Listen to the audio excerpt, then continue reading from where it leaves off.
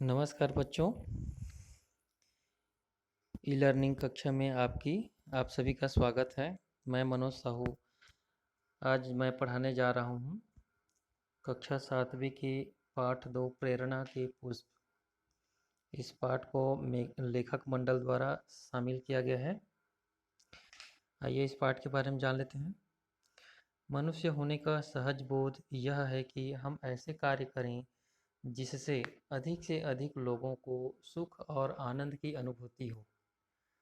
प्रस्तुत पाठ में दृष्टांत अर्थात उदाहरण इन्हीं मानवीय भावानुभूतियों है ना को सहज रूप में व्यक्त करते हैं। बुजुर्ग अगली पीढ़ी के लिए फलदार वृक्षों के बीज बोते हैं।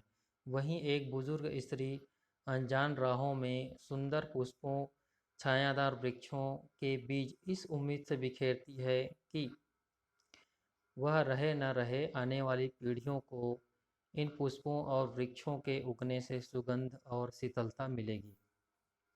विवेकानंद और बेंजामिन फ्रैंकलिन के जीवनानुभव के प्रसंग मानव जीवन की इसी सार्थकता को संपूर्णता के साथ प्रेरित और आशान्वित करते हैं। आइए इस पाठ में 4 अलग अलग तरह से उदाहरण दिया गया है ना, तो उसको आइए देखते पढ़ते हैं। आइए पहला उदाहरण देखते हैं। एक बूढ़ा आदमी जिसके बाल सफ़ेद हो गए थे जमीन खोद रहा था। एक नौजवान ने उस बुजुर्ग को परिश्रम करते देखकर पूछा, बाबा यह क्या कर रहे हो? आम का पौधा रोप रहा हूँ, बूढ़े ने कहा। अब वो नौजवान बोलता है, इस उम्र में इसके फल कब खाओगे बाबा?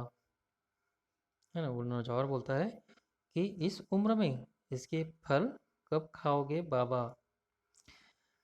फिर वो बुजुर्ग बोलते हैं, मैं फल नहीं खा सकता। तो क्या हुआ बेटे, तुम तो खा सकोगे ना, मेरे तुम्हारे नाती पोते तो खाएंगे। देखो यह अमराई मेरे दादा ने लगाई थी तो उसके फल मैंने खाए। मैं यह आम का पौधा लगा रहा हूँ, इसके फल मेरे नाती पोते खाएंगे। है ना, इस तरह से वो परोपकार कर रहे हैं, है ना। चलिए आइए दूसरा उदाहरण देखते हैं।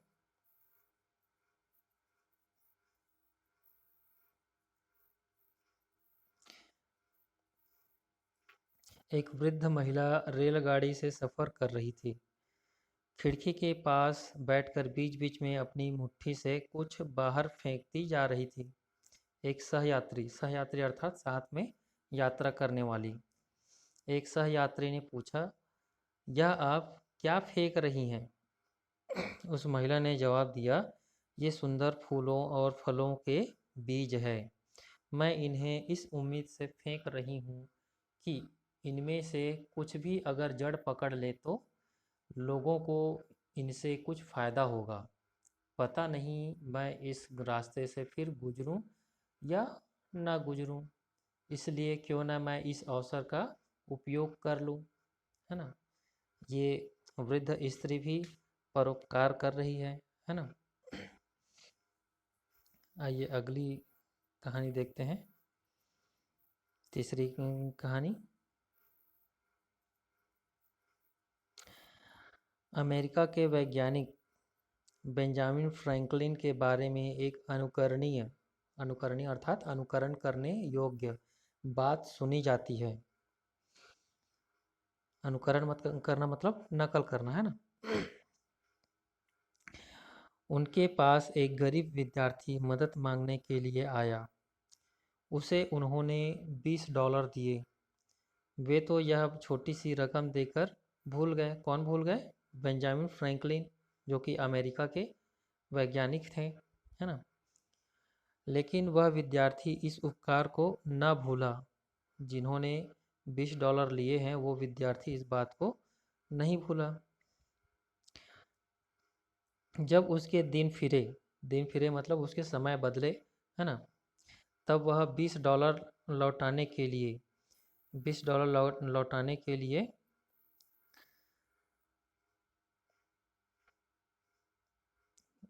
के लिए फ्रैंकलिन के पास आया।